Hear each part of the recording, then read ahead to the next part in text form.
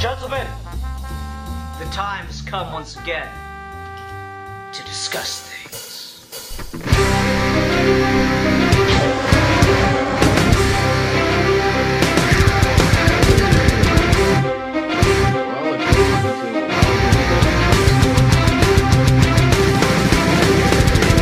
Anyway, let's go.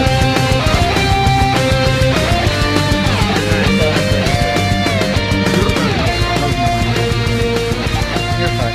Okay, so it's high definition? It's fine. Okay then. Greetings and salutations, all ye faithful Gentiles of the 7 Golden Draft. This is your friend and compatriot Milan, Jeffdick1992 here, joined by my good friend Sid Part2. Unfortunately, no Bill today because, you don't want to know. Anyway, say hello, Ian. Hi. Yes, essentially what we're doing today is reviewing a Russian animated film called Prince Vlad. We're shortening it because it has a longer Russian name, which It's Prince Vladimir. Yeah, Vladimir, yeah. So, yeah. Why can't we just... Why are we shortening it to Prince Vlad? That makes it sound like it's going to be about Dracula or something. Everything is about fucking Dracula, because, oh, Vlad, Eastern European name. Obviously, he drinks the blood of virgins. No, it's just like Prince Vlad, you think Dracula, because that's like the famous, like, non-actual historical basis for Dracula. And it's just like, well, yeah, I mean, you're going to make a movie... Like, you're going to tell me that you'd be surprised if there was a Dracula movie and the title of it was Prince Vlad? Like, would that really shock you, though? Yeah, that would kind of shock me. But it's just really? Yeah. Vlad Jeftik would be shocked by a movie about Dracula called Prince Vlad, as opposed, like, he can sit here and, like, yesterday I watched a dog eat a woman alive. It was kind of boring. How did you know that, dude? Do you have cameras in my house? Dude. Of course I got cameras in your house. Oh, nigga. You're like the 5th person that I've known to actually install hidden cameras in my apartment to watch me sleep and do weird shit. I don't watch you sleep. I just want to know the movements so that I can come into your house and just, like, subtly alter shit to drive you crazy. That's you.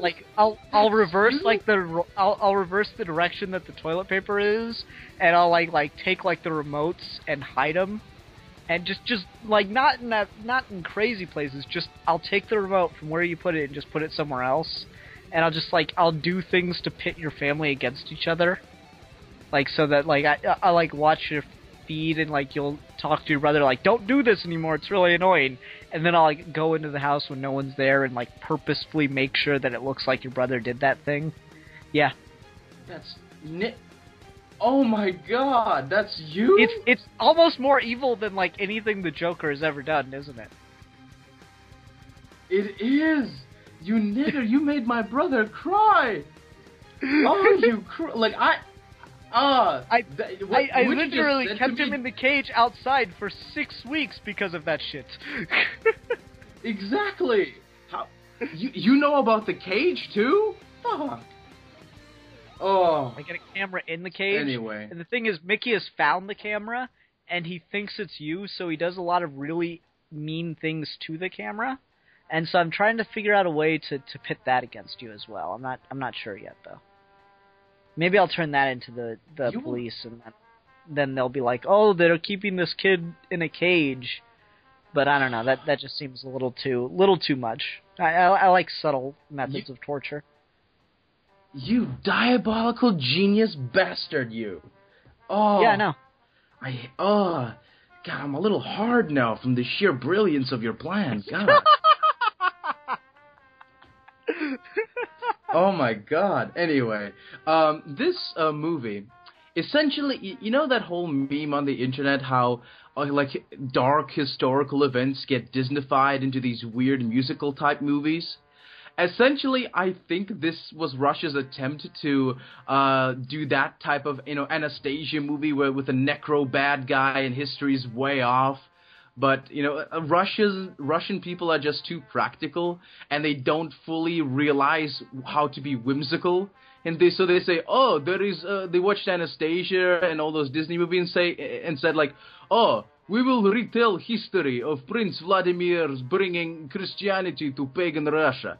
Oh, we will put a necro, bad guy with wizard that controls all the stuff. That would be a good thing, But, they're trying to, like, show whimsy and lightheartedness, but something intrinsic in their, cultural makeup does not allow them to do that.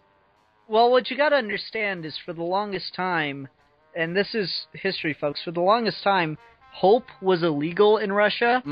Like, if you were caught feeling hope, you were immediately shot in the head and told not to feel hope anymore and then go back to the fields. And so, like, Disney was like this huge underground black market. There's this huge underground black market for Disney films in communist Russia for the longest time. And, it got a lot of people killed. Because they were not truly Russian, because they could not survive being shot in the head. It got a lot of people in trouble, and, so, like, that's the thing, no one understands that is, like, Rasputin isn't some kind of exceptional dude, that's just how most Russians are. You, like, try to kill them 6 different ways, and they just keep living. It's really annoying. They're... Like, honestly, every single horror movie, like, slasher villain, like Michael Myers and Jason, those are just Russian guys in hockey masks. That's all they are. They're just Russian guys that do not die. No, but, like, so, there's, like, to be serious, though, what I saw this movie as, because I didn't know the history behind this. I'm a big history buff, but Russia tends to be just depressing because they constantly pick the worst leaders, or not necessarily pick, but that Russia seems to have the worst leaders, as just from a person standpoint. So I try to stay away from those just to maintain some sense of hope and joy in my heart. But like, I didn't know, and that's saying a lot about you. That's saying a lot because you're a person lacking in any and all hope. In general, right? And Russians, Russian history is the only thing to darken a Russian history is the only thing to darken a dark man's heart. Yeah. Anyway, let me finish this point. Let me finish this point though. No, it's just like Russian history is like I didn't approach it at all with the history in mind. I didn't even know there was an actual Prince Vladimir. But what was interesting about it is what I saw this movie as was Russian media, Russian animation and production studios trying to prove that they could produce Disney film level quality. And from that standpoint, it entirely succeeds. There's a rather large amount of blood very early on, though, for a children's movie. Yeah. Not that it's not good, it's just like, I was very surprised, and I probably shouldn't have been because it's Russian. It's just like that. Like I think maybe 5-10 minutes into the movie, there's this battle scene where they imply that the prince murdered all these people, like hiding in a room. And I'm like, he did. Damn, I know. This is the hero. Yeah. Let me tell you, like this is so weird because I know the actual history behind this. And Prince Vladimir, he was canonized by the Russian Orthodox Church for bringing Christianity to pagan Russia, and kind of weirdly unifying the entire.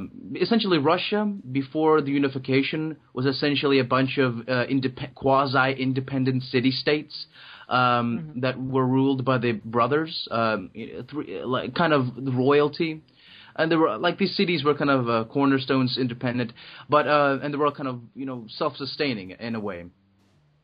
But you see, Prince Vladimir was an actual real person. But I love the fact, in Russian culture and in history in general, history seen through the eyes of a certain culture where that hero comes from, they're always made to be out the hero because weirdly enough, Prince Vladimir in real life was fabled to have this amazing harem. He had like a bajillion wives and a bajillion harem. Like, he was known as the horniest motherfucker in all of the East, essentially. And the reason, you know, that whole plot about him wanting to marry the princess? Essentially, and that whole him attacking that city in the beginning, essentially what happened was the Huns were occupying Russia for like 300 years, and Vladimir like wanted to ally himself with Byzantium, and so he went over to the closest city on Byzantium's border, took it over, and said, "Hey, Byzantine king, I want to marry your daughter." And the king's like, "Yeah, I can see, like, you know, allying with this individual can help me out, you know, economically speaking, and help with trade." And so he went to his younger sister and said, "Would you like to marry this guy?" And the sister went like, you know, "Who is this Prince Vladimir?" And her brother says like, "Oh, he's an excellent lover. He is fabled to be extraordinarily good in bed, and he has like a bajillion wives and whatever." And like at that time, Byzantium, or Constantinople, as it were, was, you know, run by, you know, the East Orthodox Christian Greeks. And the king's sister's like, "I'm not marrying that motherfucker." And the king's like, "Come on, do it for your big brother. Come on, I need this." And she's like, fine, but I want him to convert to Christianity. And essentially the king said, "Okay, fine." And he went to Vladimir and said, "Okay, you can marry my sister." Vladimir's like, "Yes, but you got to convert to Christianity." And Vladimir, like at that time, Russia was still kind of very much pagan. There were, Russian pagan deities are not as warlike as the Norse. It's almost Native American in a way. It's very nature, like, you know, there's Perun and Chernobog, Billabog, or just all these multitudes. Go on. Anyway, and so I know Prince Vladimir's like, "What's Christianity?" And essentially, you know, Russia it wasn't literate, as it were.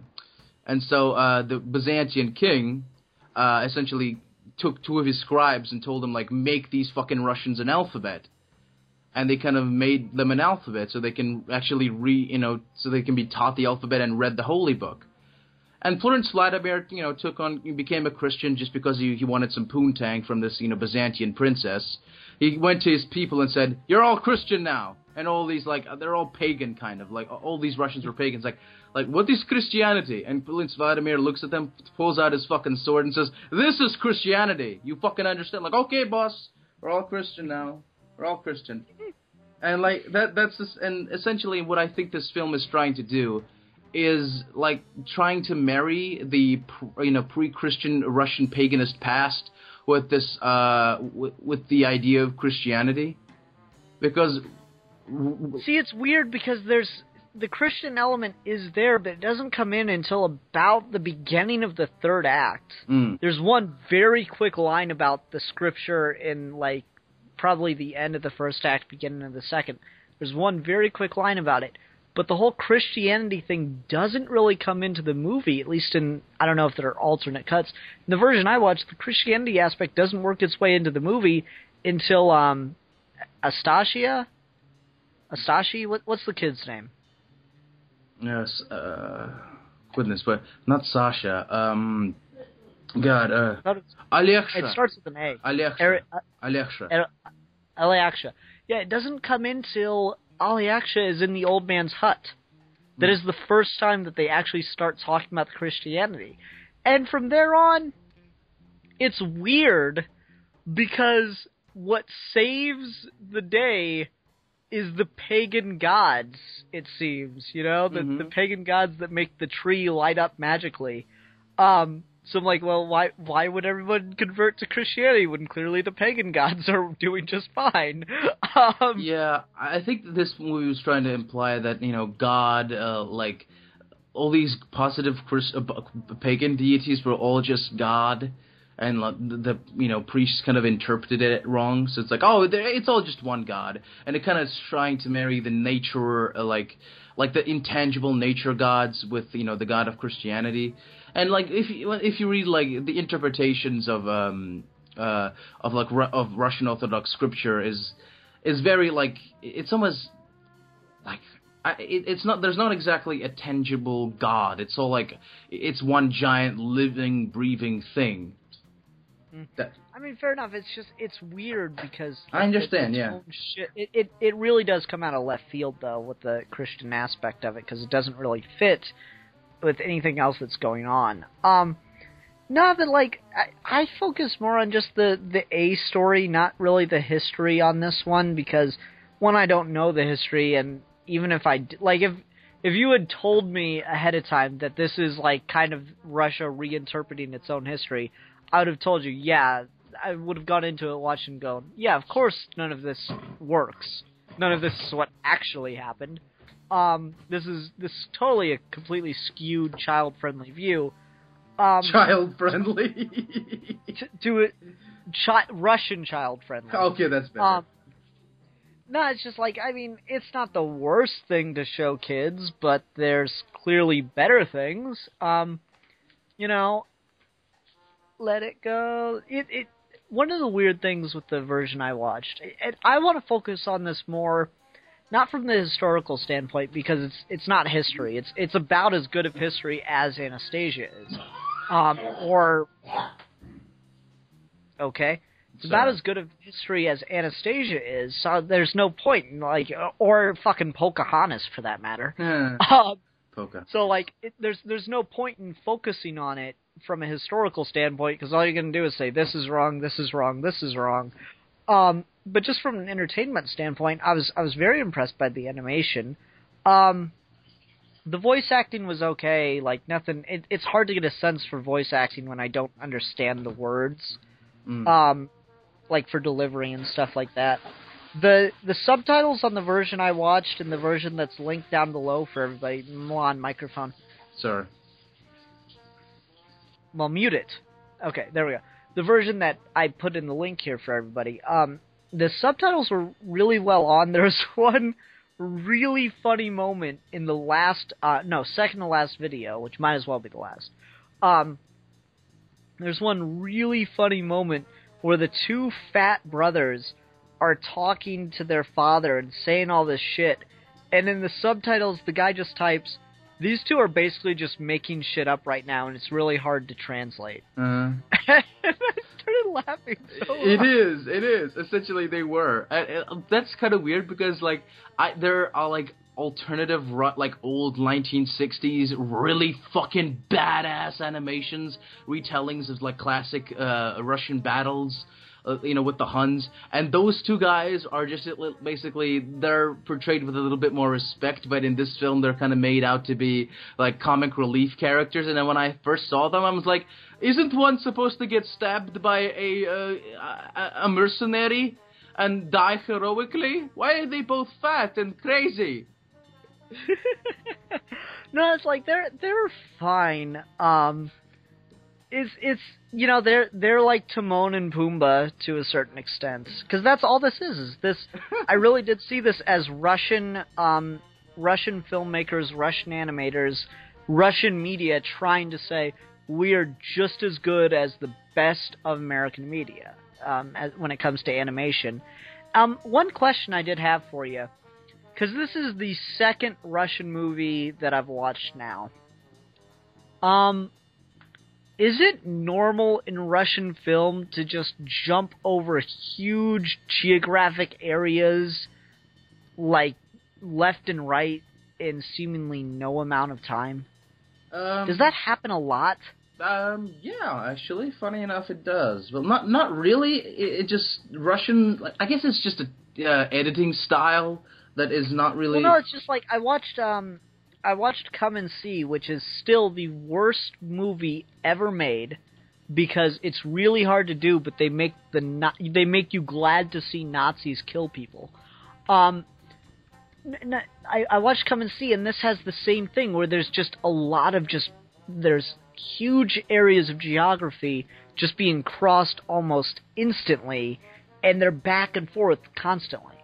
And, like, the only other thing to compare it to besides Come and See and Prince Vladimir now is, oddly enough, the 1998 Godzilla cartoon series based on the Roland Emmerich movie, because I've been watching that on Netflix, and they'll just be in, like, you know, fucking Florida and take, like, a 5-minute, apparently, helicopter ride to Ohio. And it's like, no, that's a couple hours, no matter how you do it. Well, it's not. It's like, well, you really want to see those people just sitting there for 5 hours on the airplane? We just assume, like, yeah, they made it. No, I get that. But, like, the way that in the Godzilla show, and it's also in this thing, in the Godzilla show, you'll see two guys, like, in the episode I'm talking about, two of them are in Ohio, and their lives are in danger, and they're, like, about to be eaten by a thing. And then it cuts to a scene of the rest of the crew in fucking Miami, and they're like, oh no, we gotta go help them because they just realized where they were. And so suddenly they're in a helicopter helping these guys, and they're in the exact same situation they just were before it cuts to the people. So I'm like, either this is like really weird Christopher Nolan kind of time editing, or we're supposed to believe that they just have a magical plane. And in this thing, it's like there's just a very short amount of time, it seems, passes between how they're getting between these different areas. And also, they're going back to the same areas a lot. And it's like, it seems kind of circular, or just like location doesn't matter that much. I guess it's just, it's sort of Christopher Nolan as time editing, because you assume, like, I guess it's all to be implied. Like, I'm sure Americans are kind of made to feel like, oh, I have to be told absolutely everything. Like, of course, time has passed, you know. Well, no, it's just like some of the scenes are cut together in such a way, and like I hate it that I can't think of an example right off the top of my head because I would like to, but some of the scenes in this are just cut together in such a way that events appear to be happening simultaneously, but they're over such a large area, like, you know, like Prince Vladimir's or the kid's hometown or whatever. It appears it's supposed to be very far north, right? Mm-hmm. And suddenly, like, the kid's in Constantinople, and I'm like, that's a huge area. You're out of the fucking country now. Mm-hmm. And suddenly they're just back in, like, you know, the kid. All right, here we go. Here's the example. The kid gets picked up. Gets bought out of slavery, right? And then they go to Constantinople. But he's bought out of slavery by the people that are running around, you know, attacking all these villages to pit the princes against each other. So where are they, and how do they get to Constantinople? And it's just the timing of it doesn't work unless it's a very small area that's being covered, and it's not. Which is kind of, I guess, the problem with doing this, you know, fictitious, this, like, historical context stuff is if you're picking real places, it really kind of shows problems with that. Well, and it's a cartoon, and I'm not going to take it too seriously. It's just something that I noticed, and it made me wonder about Russian film in general, I guess. I don't know. Maybe it's, like, I didn't really see any problem with it, but I guess it's just the different styles between editing between the West and the South, the West and the East.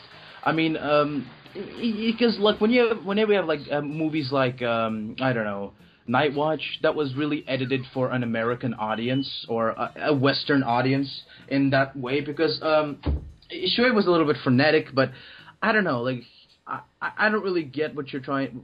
I understand your basic problem with it, and it's not necessarily a problem. It's just something that I noticed, and I think it creates kind of a disconnect, which is something you don't want to happen. It's not like it creates plot holes or anything. It's just like it takes you out of it if you know geography like I do, I guess. I don't know tons of geography, and for all I know, they're just in a really snowy portion of Russia that's very close to Constantinople. I don't know. It doesn't quite fit. And then there's the scene with the sorcerer and the old man, and the old man's clearly walking home, and the sorcerer is doing something in the woods, chasing down the kid. That's it. The sorcerer's chasing down the kid in the woods. And it's like, okay, so why didn't you follow him straight to the dude's house? I'm just confused. It's fine. I don't know. I never really got that problem. Maybe it was the cut that you watched. I watched the full connected movie in Russian, but yeah, mine was in Mine was in 8, technically 9, but no need to watch the 9th part. Mine was in 8 parts, about 10 minutes each on YouTube. And from what I can tell, there's no, like, you know, stuff cut out of it, but I wouldn't know, you know. Mm-mm. It's such a, like, I liked the film, like, quite a bit, but, like, when I first saw it, I'm like, the decapitation. I'm like, oh my god. And I love the fact how, Viking-borns are leading the bull, and there was the Viking guy that stabbed the prince in the back, the older brother, I mean. It's like, it's this weird thing, I'm like, huh. I'm not sure if he's actually existed or it was something else, but it's just, it's really fun to see this scene. Like, I'm always used to watching these kind of animated movies from the West, but seeing the East try it out, like, we have our own animated films, but they're all from the 60s, and they're all like old, grainy, you know, quasi-propaganda pieces. That's ridiculous. No, everything that came out of Russia during the communist era was propaganda. No, like, there are some, like, really fun, genuine child stories and whatever, but, like, But they're narrated by, like, a monotone Russian guy. No. Those, like, that's only for the Western cartoons. Like, the Russian cartoons are, like... Wait. Question. Yeah. So this monotone Russian guy that would dub over the cartoons, did he ever throw a little bit of propaganda in there? It's like, I'm Captain America, the worst superhero ever, because I serve capitalist scum. No. Let me explain. That would be amazing. That would be amazing, but essentially, the thing with 1960s children's fair like movies, it wasn't propaganda. Like, our cartoons were, weirdly enough, in some cases, really quite, like, subversive. Once they go back and look at them. But there are movies, like live-action movies. I guess the system didn't really pay much attention to the animation department. But there are some like live-action kids films that they have, like, this weird kind of, like, kids, like, there's a situation where there's a poor person getting abused in one film I remember. It's essentially kind of this Alice in Wonderland through the looking glass type of a movie. And, like, there's this coach hand who gets beaten by this terrifying woman. Hello? And, like, these two little girls... Can you hear me? Just repeat. He gets beat by what? Essentially, there's this this coachman who gets beaten by this terrifying woman in black.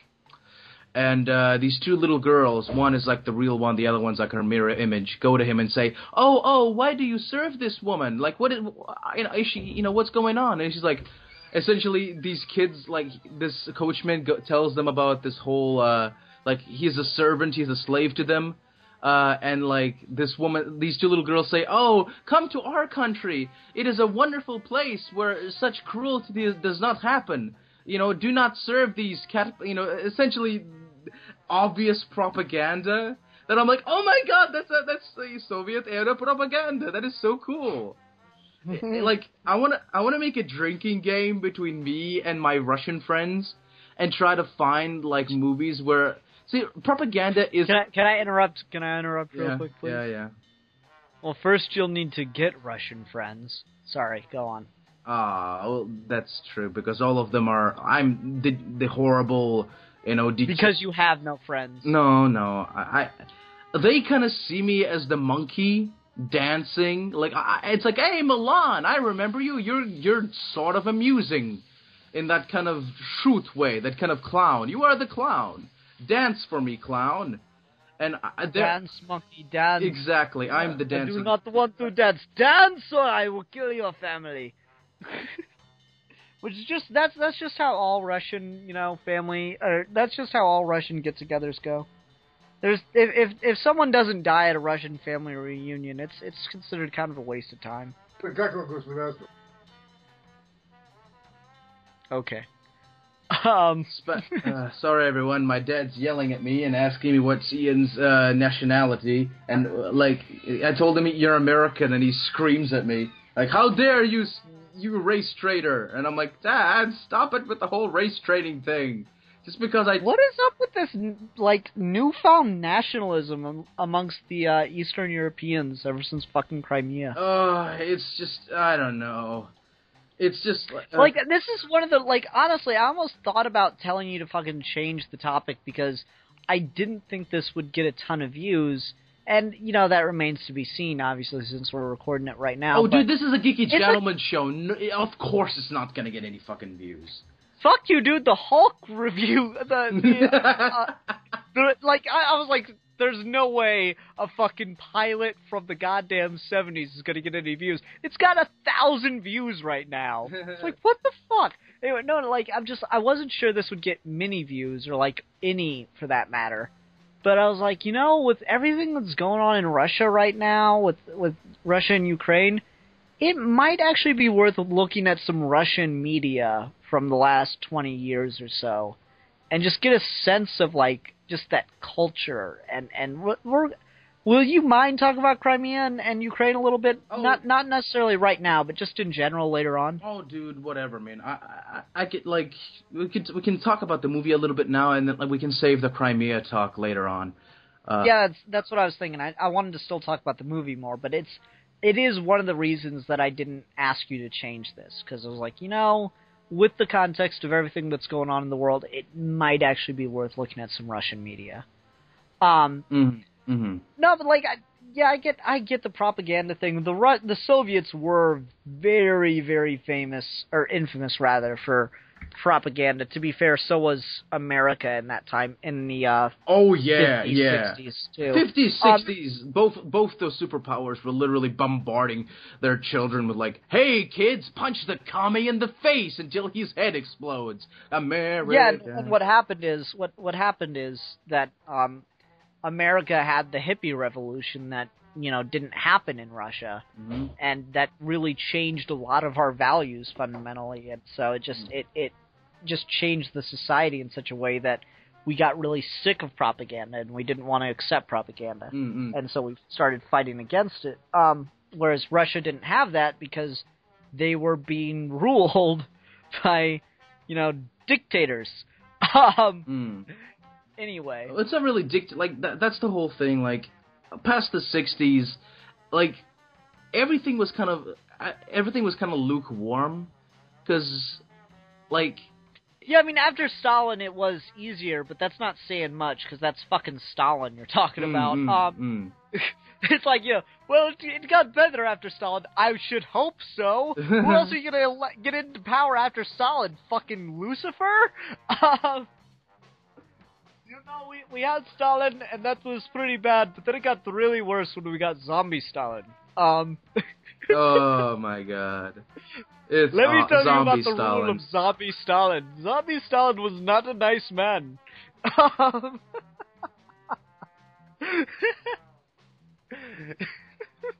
You get a sense that I like talking about Russian history with you, don't you? Anyway.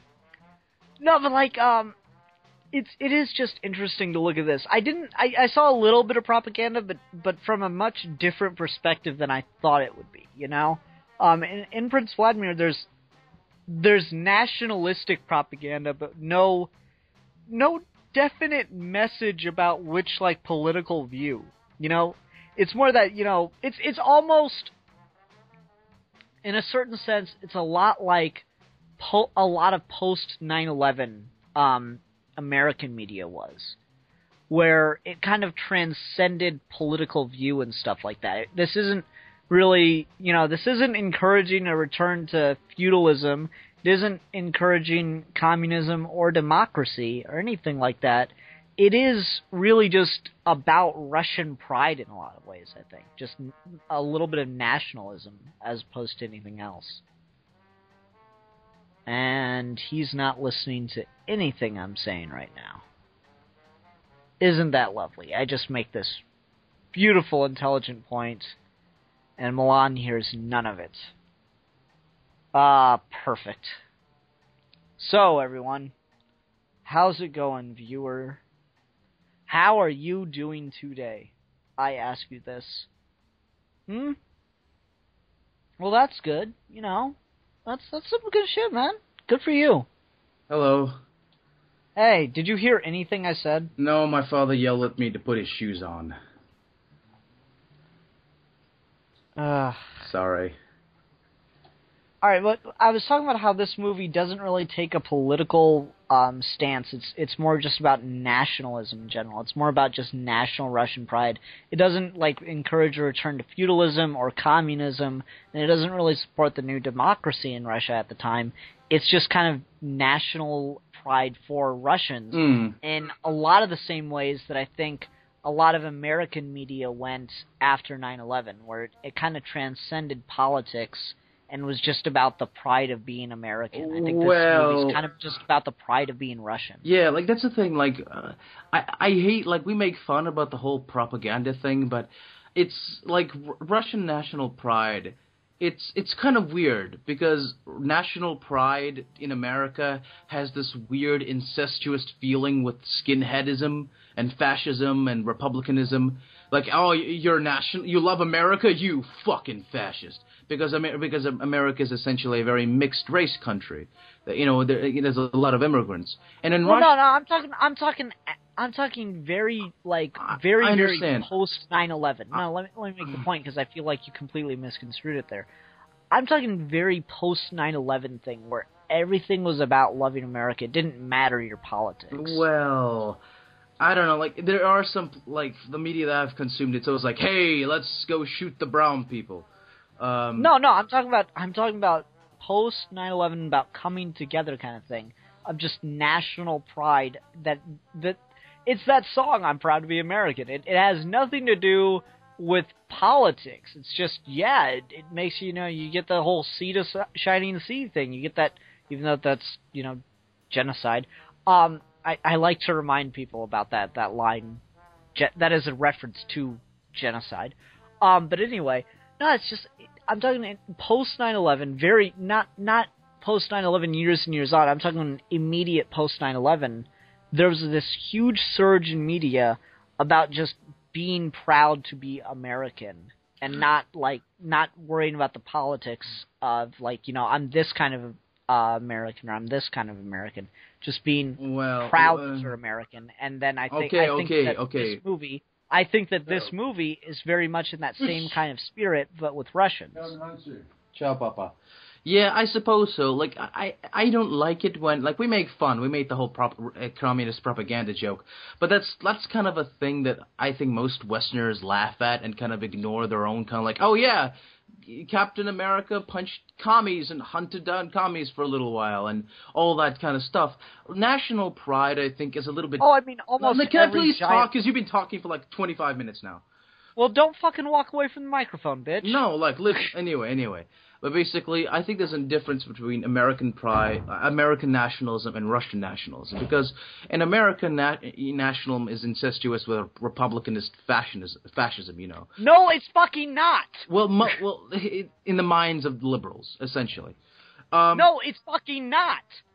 It is not a Republican thing to be proud to be American. Isn't? Okay? Isn't it? No! Huh. Trust me, I'm an American. I'm not ashamed of it. I'll admit my history. But I'm not ashamed to be American. Okay. It's not... That is such a misconstruction, and it's completely missing the fucking point I'm making. I'm not talking about it's the same kind of thing as American pride. I'm talking about it's the same kind of mentality of national pride, just pride of the citizenship. Okay. Okay? Okay. But that's... God okay. Fucking damn it. Okay. Listen to what I'm saying. Don't just wait for your turn to talk. Fine, I am listening. All right? Don't yell at me. No, you're not. It's like I keep trying to clarify it, and you're just like... I understand. I understand. Look, but I'm just trying to say... I understand what you're trying to say, that it's a similar thing. But... It's weird because national pride in Russia is kind of for the longest time since the Berlin Wall fell, modern day young Russian folk, like people my age, from what I know, they're kind of apolitical. Like, they have their political views, but it's not like, I don't want to get embroiled in political ideas. I'm just going to play my video games. And, maybe I'll join the army, but I'll be forced to join the army, but at least I'll learn to trade there. There's no real alliance there. And it's national pride is an important thing, but nowadays, like with the whole Crimea situation, like I don't see this from young Russian folk. Like they see this thing as kind of most how the West sees it. Essentially, what that whole thing with Crimea, I think personally, was just a bunch of intercontinental dick waving. Yeah. And, like, I told that to my family, and they're like, you fucking scum. They think I'm the Winter Soldier. They think I've been programmed by, evil American propaganda. And there's, like, a safe word that I'll hear on television that will send me into a murderous fury. Milan as a sleeper agent. That's an amazing premise for a film. That is an amazing premise for a film. Who knows? Maybe they're right. But that's the thing. I mean, I don't understand, like, essentially Ukraine, it's a very complex history. You see, Ukraine got its independence from Gorbachev, and it's kind of sad. And, yeah, I know Gorbachev gave him the independence, but at the time it was like, oh, it's just a gesture. This will never amount to anything because they're going to be part of Russia forever. Yeah. But it's so weird because, like, my mother and stepfather and even my father, my biological father, says, like, oh, fucking Gorbachev, he's a fucking traitor. Fucking traitor. I'm like, dude, he was, I don't know. It's liberalism is like a thing that is like it exists in Russia, but it's not strong and thriving as it is in America. I mean, you can openly say, like, rather, I don't know. Russian people don't know what black folk look like. That's the fucking origin of the tracksuit. The first moment the first fucking Russian guy saw some American television and saw, oh my god, there is a black shadow in a fucking tracksuit dancing on the television, and it has a clock around its neck and a big plastic Viking helmet. What devilry is this? And it's just Lil Wayne. They're like, oh, what is this? Oh, is that an app? That would not be Lil Wayne. That would be Flava Flav. Whatever. And basically they say, like, what is this? Is that an African? Why is there Africans in America? And and basically, oh, this is gangster. This is how gangsters dress in America. They all wear tracksuits. Yeah, let us go over there and wear tracksuits. Now to give the actual history of African culture and Russian culture. See, the thing is, there weren't many black people, and there still aren't. There were not many black people in Russia to begin with.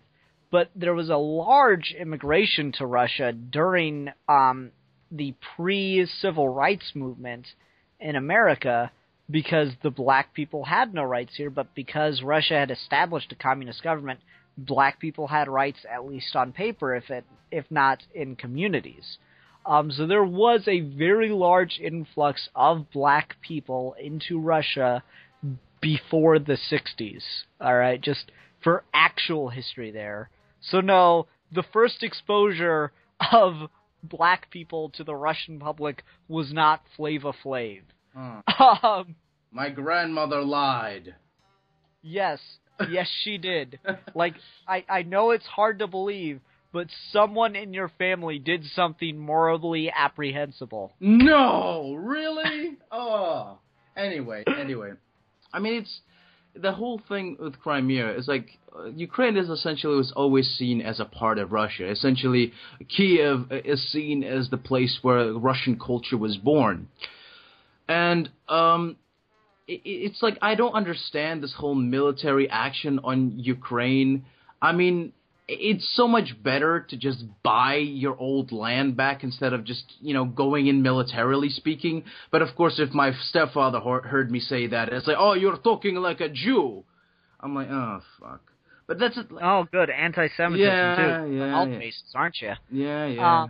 But let me, that's what I mean. I mean, like my parents tell me this stuff. It's just, they essentially what my parents say is that the Americans stole, citizens from Ukraine and taught them to be snipers. And they start spouting all this fucking, like, almost quasi, what's the right word I'm looking for? Like, conspiracies. Conspiracy theories. I'm like, dude, the stuff that you're talking about sounds like the fucking latest Captain America movie.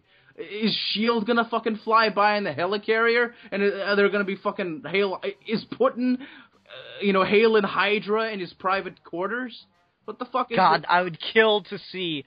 I would literally kill someone just for Vladimir Putin to do the Hail Hydra thing with the two fists. Oh my god. I would kill a man for that. Yeah. That would be the greatest thing ever. Yeah, and I guess it's just extra, like, there's also some baggage, historical baggage, because apparently there was a political group in Ukraine that allied with the Nazis. Yeah, but let's go ahead and so basically, let me finish this. Basically, and my family says, oh, they're all just a bunch of fascists over there. And, like, my mom's like, oh, don't watch the news. I just talk to people on Facebook that live in Crimea. And they all want to become part of Russia again. I'm like, yeah, but if there are elections for that. Yeah, there's elections. I mean, if they want to be part of Russia. To be fair, there was a referendum, but I'm like, really, for it to be considered valid, it should take place after a government is established in Ukraine, as opposed to rushed in during, like, Russian occupation. Yeah. But anyway, let's get back to the movie. By connecting it to something with Vladimir Putin, actually. Mm-hmm. So Russia, in my mind at least, is infamous for having some of the worst leaders in history, like the most infamous leaders in history. And I think Vladimir Putin's really working his way up there, with his homophobia laws and his anti-rights laws in general, and with this whole situation in Ukraine. So, like, let me ask you this. How is Prince Vladimir, not just in the Christian context, but how is he considered in Russian history? That's weird, because, like, there's a weird thing since he brought Christianity to Russia. He's essentially a saint now. Well, I think he's a saint. I might be wrong, but he has an important place in Russian Orthodoxy, and he's like most historical figures. Like, the culture kind of romanticizes them. I mean, look at look at George Washington. People, like, literally in America, like, praise him as a slave owner. He apparently, like, literally nearly every black man has the last name Washington, because apparently Washington loved black flesh. No, that's Jefferson. That's Jefferson. Yeah, I mean, like, hey, they raped a lot of black folks. I mean, to be fair, George Washington was a man concerned with being on the right side of history, so he made sure a lot of things would happen after he died to make sure of that. So no, you want to pick on a founder of America, go ahead and look at Thomas Jefferson, because he had a lot of mixed children. But no, I mean, yeah, I could tell that Vladimir had been a little bit romanticized. I was just curious, like, on the actual history, like, is he actually considered a good leader in Russian history, or is he just known for bringing Christianity? Well, not just that. I mean, like I said before, it's a lot more complex than just, is he a hero in history or not. Essentially, before he unified Russia, essentially you got to understand the history of this. The Huns were on Russia was not always this huge, gigantic powerhouse that it is today. It was broken up, and it looked more like more as unified states and small villages. It was just kind of bare, empty chaos for a little while, with the Huns roaming. It was Afghanistan. Exactly. And it was just with raving Huns, seizing power and burning and raping people, and burning villages and all that stuff. And Vladimir and his brothers he brought Russia together and pushed the Huns out of Russia. And he's known for that guy who made Russia strong, who made Russia come together as a whole and pushed the invaders out that were on Russian soil for more than 300 years. And, that's, as he's seen as that. Sure, he is not a perfect human being, but as you look at history, everything seems more brighter in history when you look back on it. But, yeah. Yeah, except for, genocide. Genocide rarely looks good. Yeah. It is odd to say this, but it was funny because the other day at work, I'm sitting there talking to this idiot that I work with, and piece of advice, everyone: never talk to an idiot. So see you, Milan. Anyway, no, Fuck you. Kid. Sorry, I gotta get my kicks in. Anyway, You so just have to. Yeah, go ahead. Just while you're down, I just have to kick you a little. Mm-hmm. Anyway, so I'm talking to this fucking moron, and somehow we get on to Japanese-Chinese relations. And he's like, yeah, those two countries really hate each other, so they really don't like to be referred to as one another. And one of the guys that's with us in the conversation is like, why? And go, well, genocide tends to leave a bit of a stain. You know, it tends to kind of muck things up for a while. And the fucking moron goes, well, yeah, there's that. And then he tries to spat off some random bullshit of other tensions China and Japan have had. And I'm like, no. I'm pretty sure it's the fucking genocide that really puts these two at each other's throats. You know, genocide tends to leave a bit of a stain. Yeah. Like I told you about this one guy that I sometimes watch on YouTube. The bold Canadian guy who borders, like, he's really far right. And he basically commented on that whole situation with that basketball dude.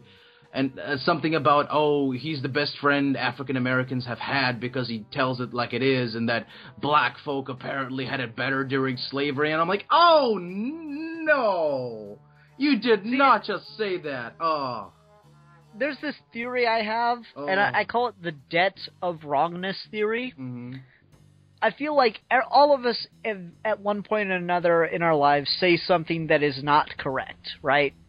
So you begin to build up a debt of wrongness, because if someone keeps saying things to you that are not correct, you start to not listen to anything they say, because you just assume that they're always wrong.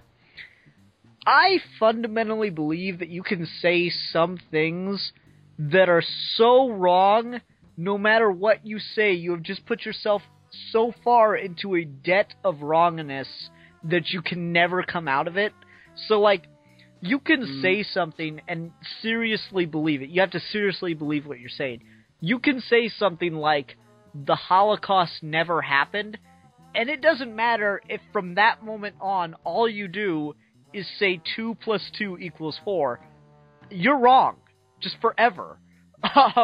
Everything you say is wrong now. And I think that guy probably has that debt of wrongness going for him, Milan. I hate to tell you.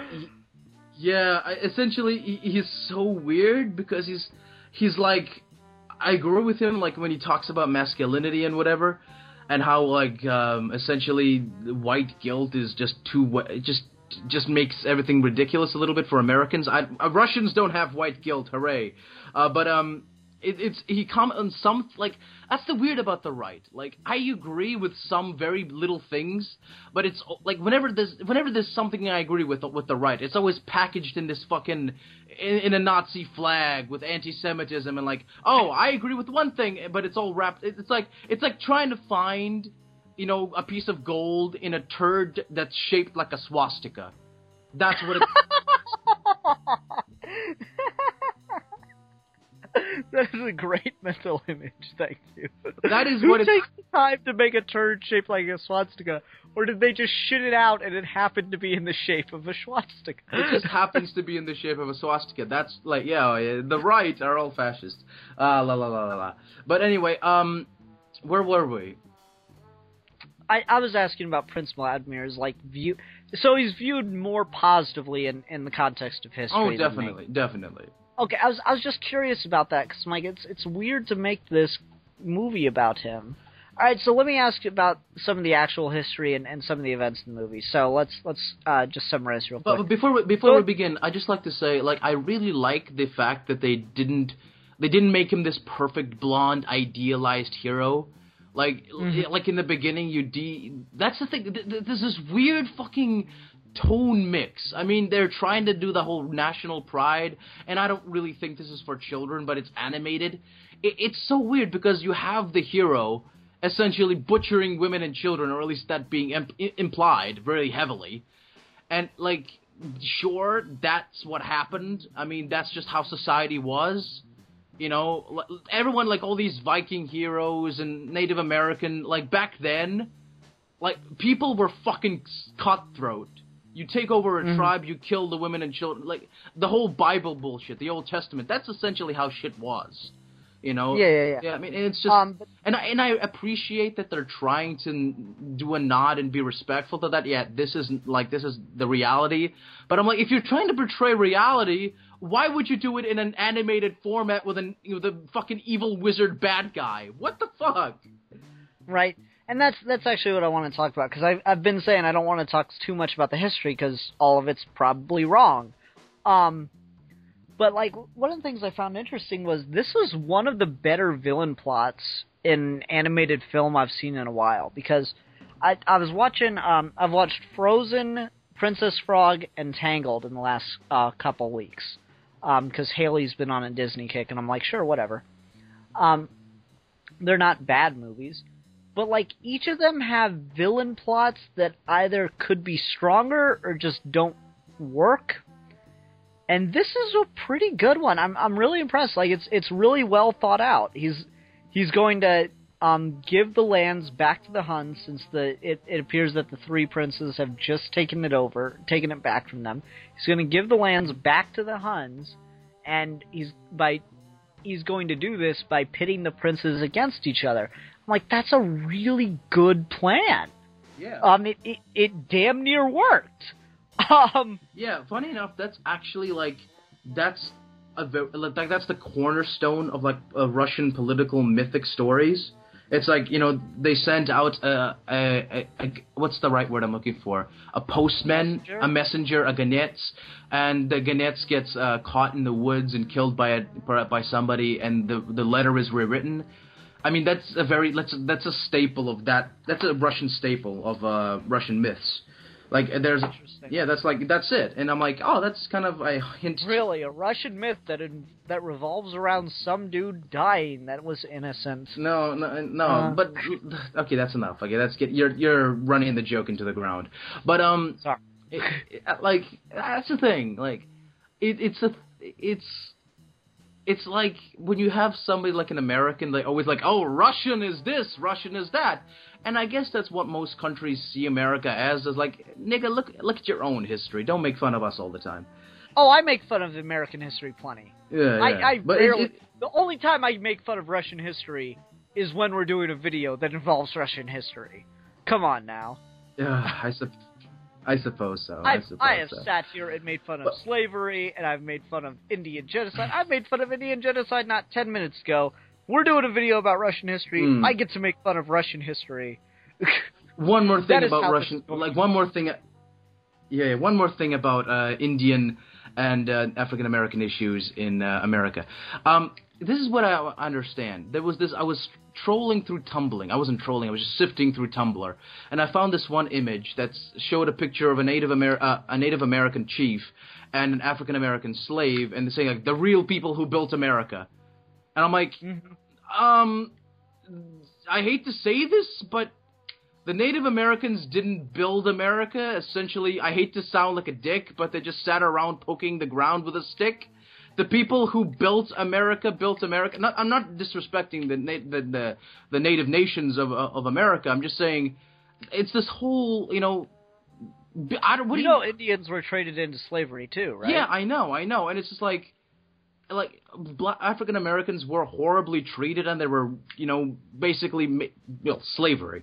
But it's like, white folks and who knew how to build stuff built America, and the whole Indian thing, it was a war. It was a military fucking situation. They didn't build America. They were fighting against an encroaching threat from Europe, and the thing is, they could have won that war if all the tribes fucking united into one giant fucking army. They could have pushed back the white man back to the north, and American history would have been a hell of a lot different. But instead, they were all kind of, all these small kind of, like I said, city-states or tribals. If only they had pterodactyls to ride over to the other tribes and blue cat people instead of Indians to unite together to fight the Americans. Yeah, I mean, fuck.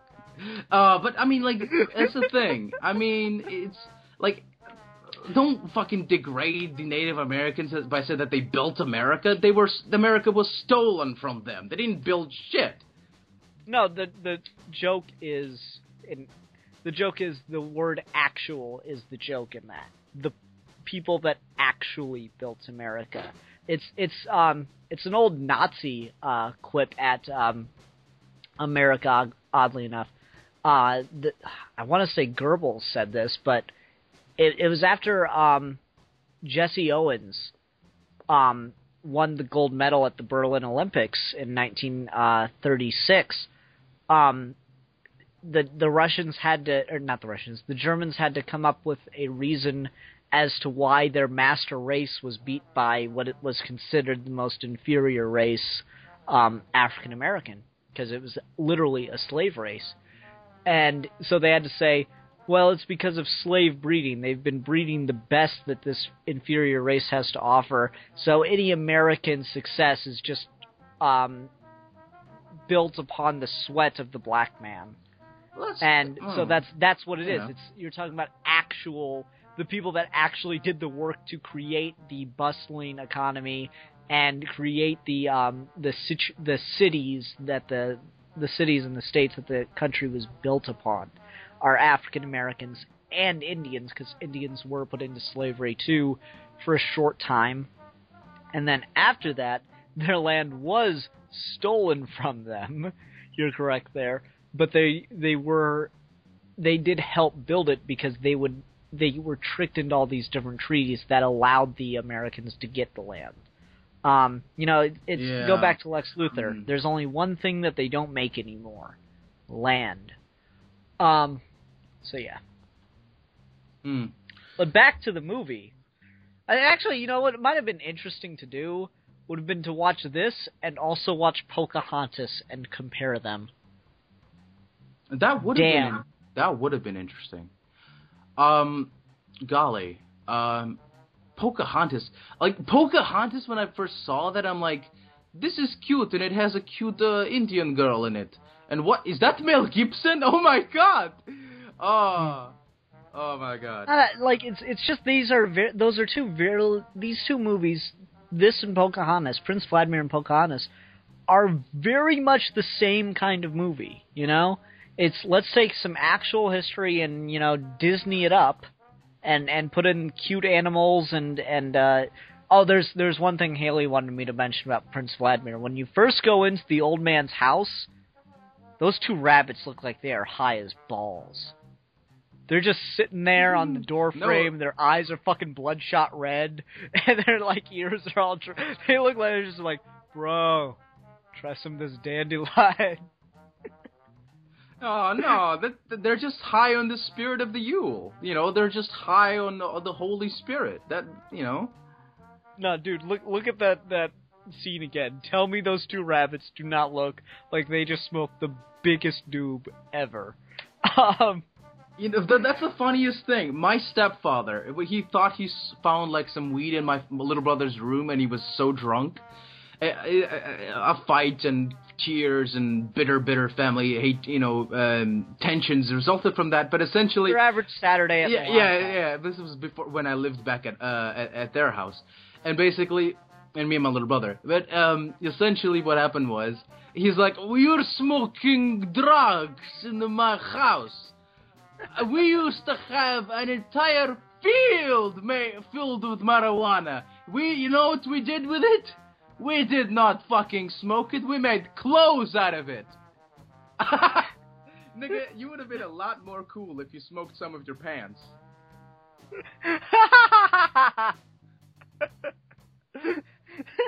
I'm like, really? You had a whole giant fucking 13 acres of nothing but weed, and you didn't smoke it? You just made clothes out of it?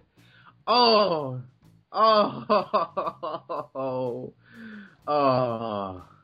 that you missed out on the cool train. Yeah, you did.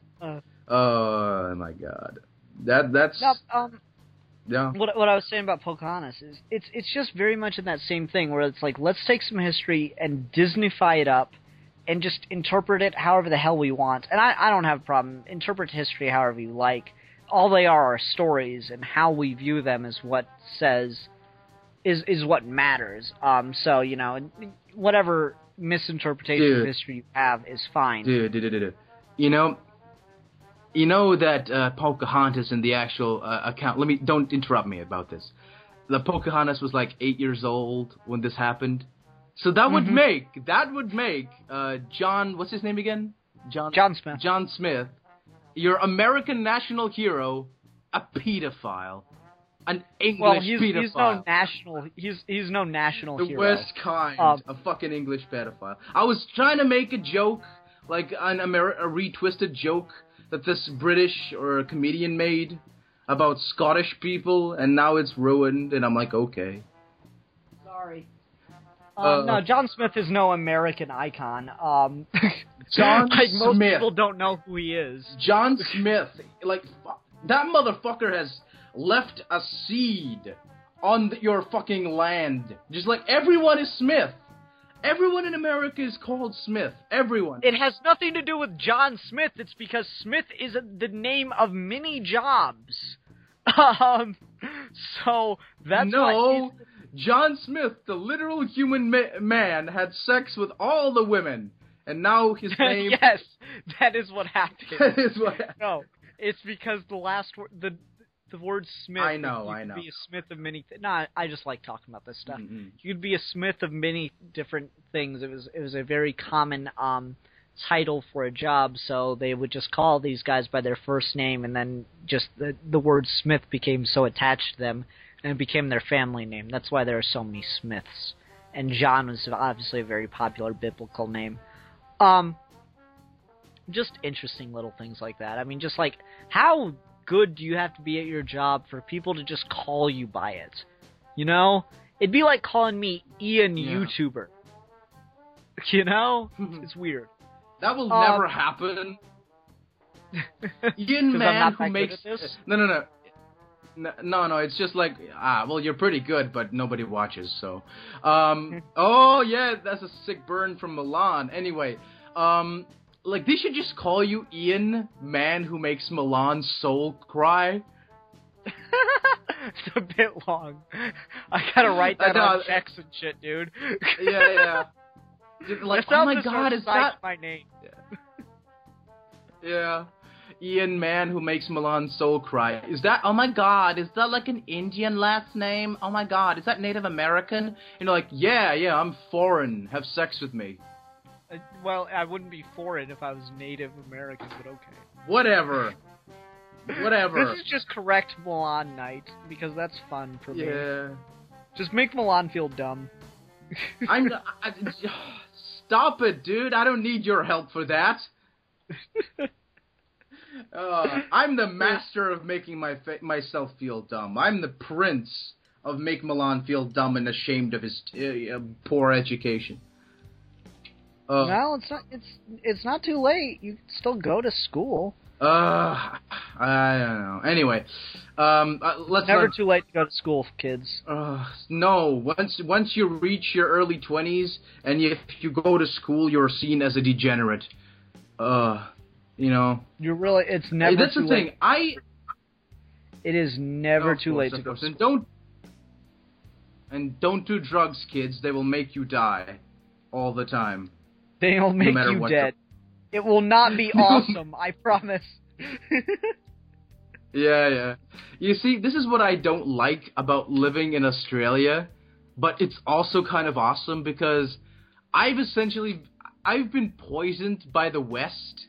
That's what my family thinks. Like, you have been poisoned by the Western media. You no longer have the flint in your eyes, only madness. You know. I'm like, come on, man. I still have flint in my eyes. No, it is madness now. I'm like, no. This is the thing. My family says... me of Theon Greyjoy from Season 3 of Game of Thrones. He goes home to his dad. Theon Greyjoy is one of the kids that you see hanging out with the Starks in the first season. And he's actually a hostage that's living in the family. Because he's a war hostage, and since he's a noble birth, they have to treat him well and everything. But in the third season, he goes back home to his dad, and he's got on this like really nice cloak and stuff. And his dad asks him, "Did you pay the iron or the gold price?" He's like, what? Did you kill a man and take that cloak, or did you buy it? He's like, I bought it. And then he just, like, rips it off of him, and I imagine that's what it's like in your household. Essentially, like, yeah. Did you kill a man for that apple? No, I paid for it. Get that shit out of this house! Go murder people for the grocery. That's the thing, like, my father, he's all like, by the time I was your age, I had 69 illegitimate children spread across the Western and Eastern Europe. What is wrong with you? I'm like, I did not grow... You are by far my most disappointing son. Yeah, like the one All I of know. your brothers is in prison. No, funny enough, like, my family, like, my dad says, like, I'm, like, his favorite son because I can tolerate his horse shit. He's like, oh, you are the best. Like, when he gets mad, it's like, I'm gonna throw you out. But then I'm like, oh, really? He's like, no, I'm not gonna throw you out. You are the only one who can bear to stand with me. My sister fucking tricked me into looking after him. They guilt-tripped me into giving up my fucking young adult years to looking after my father. You should just poison him. Just no, you might think that all Russians are like these horrible homicidal monsters in man flesh, but we're not. We're insane all the time. All the time. Shut up! We're not monsters, I promise. We're good people. Only at night when there's a full moon, okay? Shut the fuck up! Russians are not werewolves. Some of us. Tweet that. Tweet that. Write that down. I forgot it already. Yeah. Write that down, nigga. I can't remember that shit. Russians are not werewolves.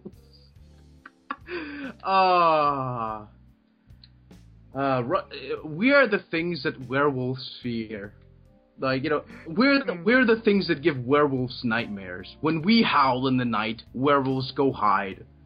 You know. Okay. Anyway. Yeah. I think we are about at the end of this video, though. I don't know. You wanted me to talk about something important regarding politics. Well, we talked about Crimea. Yeah. We talked about Crimea big time, and that's what I was interested in is how it was being viewed and yeah. And the window of that this provides. Dude, let me tell you this.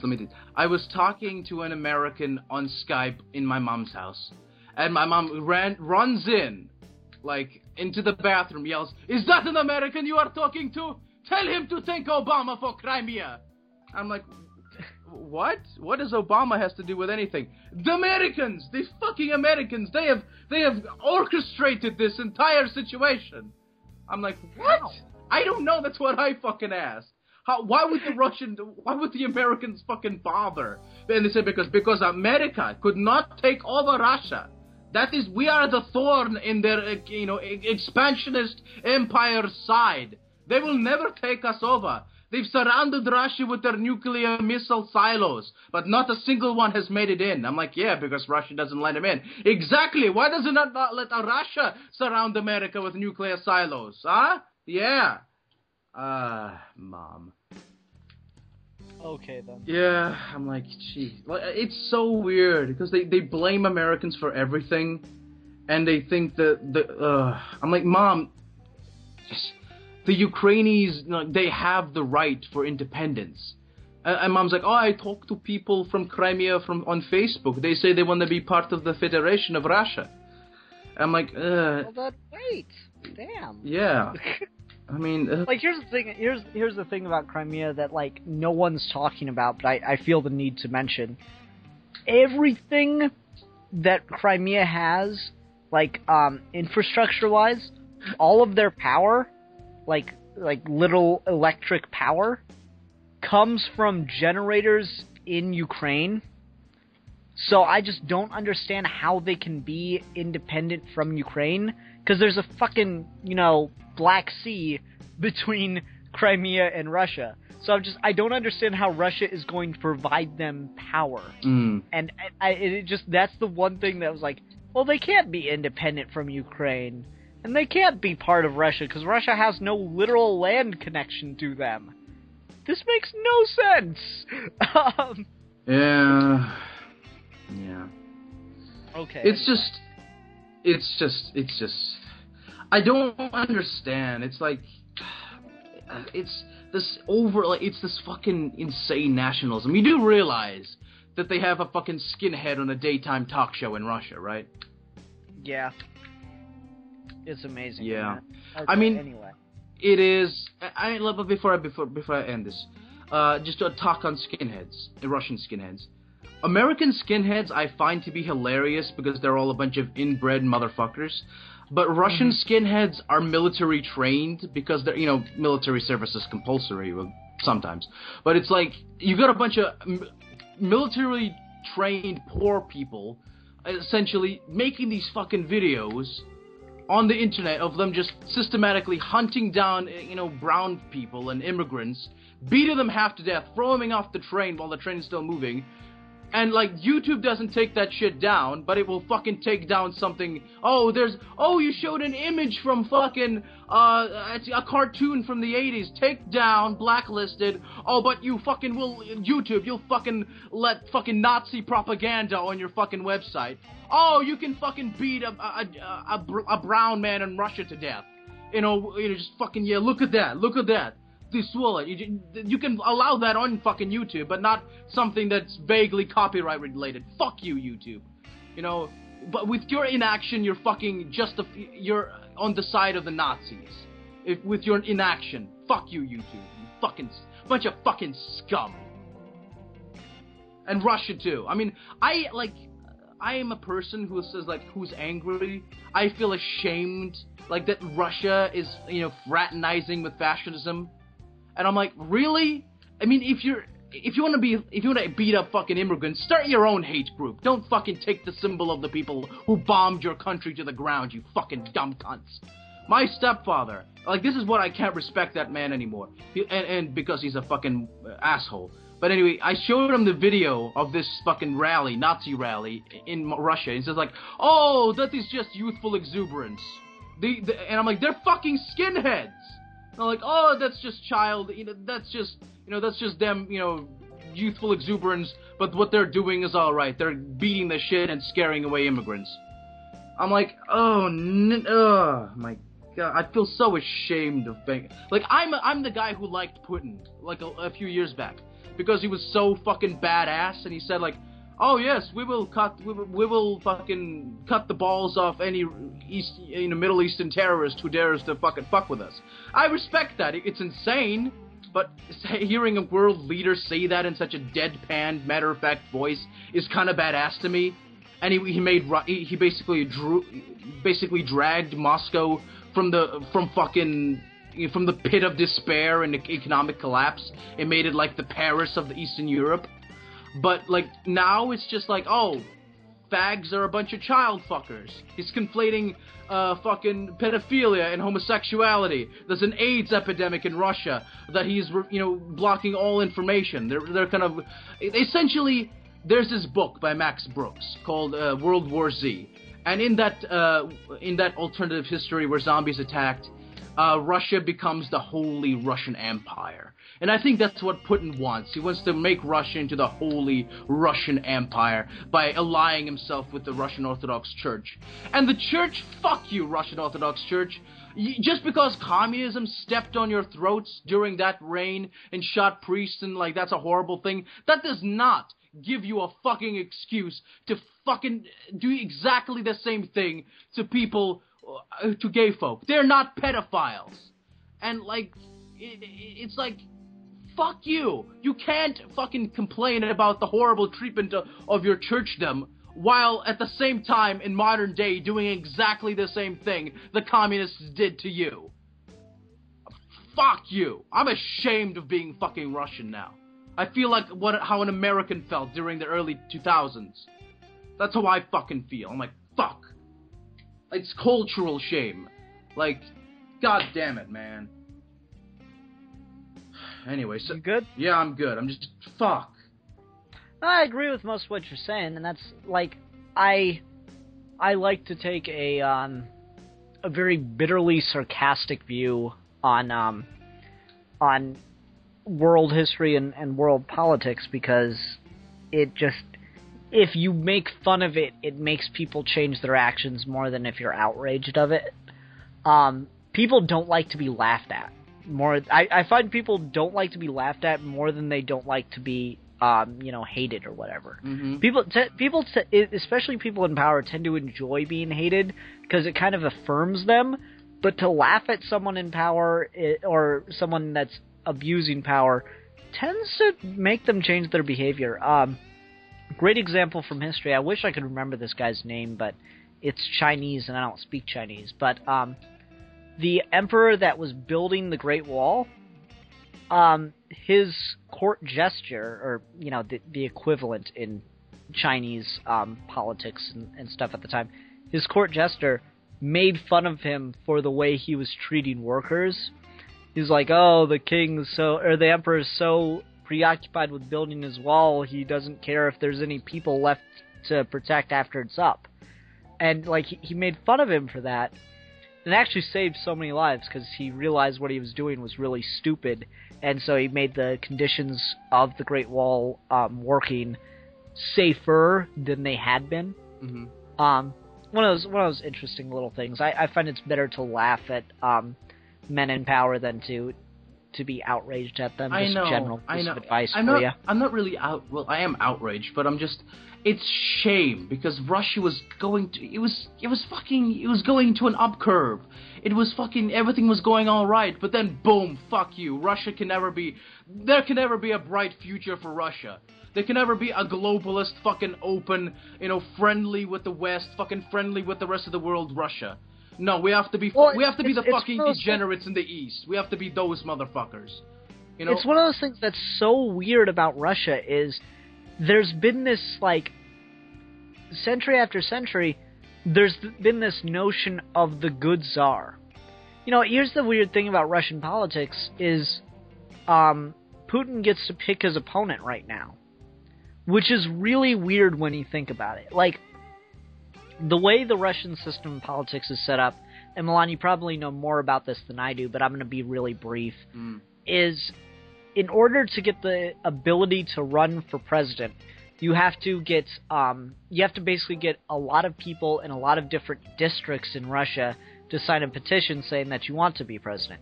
And then you have to get that approved by Putin himself. Or the acting president, let me say. You have to get that approved by the acting president himself. So it is almost impossible for a legitimate threat of a candidate to rise against Putin or Putin's regime, because let's be honest, the guy that was in power in between Putin's second political and puppet. third Yeah, term. political. Yeah, he was totally just a puppet. But no, it's such a weird system of politics. But just all throughout Russia's history, it's just been infamous for having some of the worst, most awful leaders, just terrible people in power. And I don't know why that is. Did they just get the bad hand? There have been awful leaders in every country in history, don't get me wrong. No one's innocent here, but Russia just has a lot of them.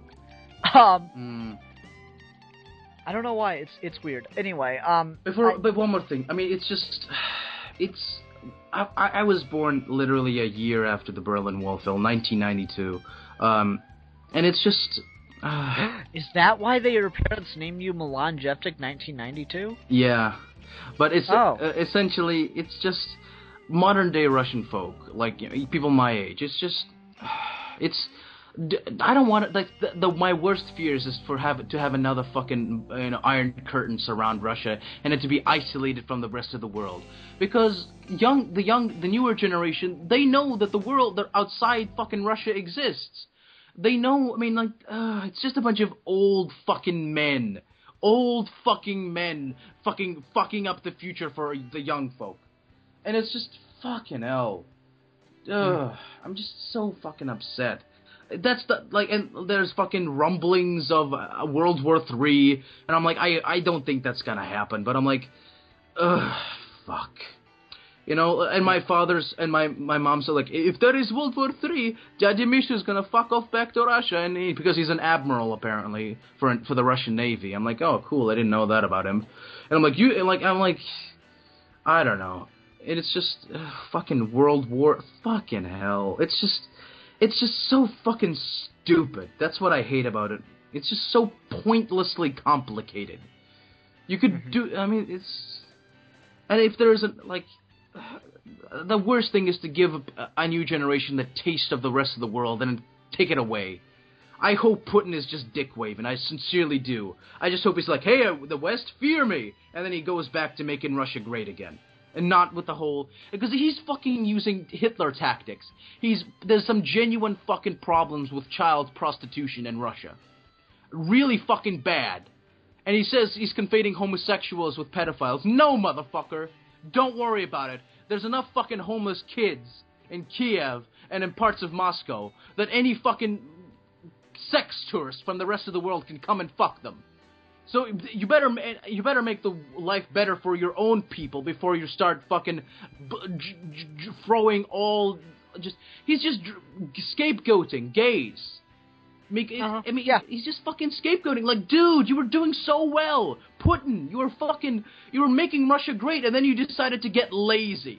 You decided to get fucking lazy and just pull a Hitler and blame the fucking Jews, the gays, the whatever. Make Russia great, Putin.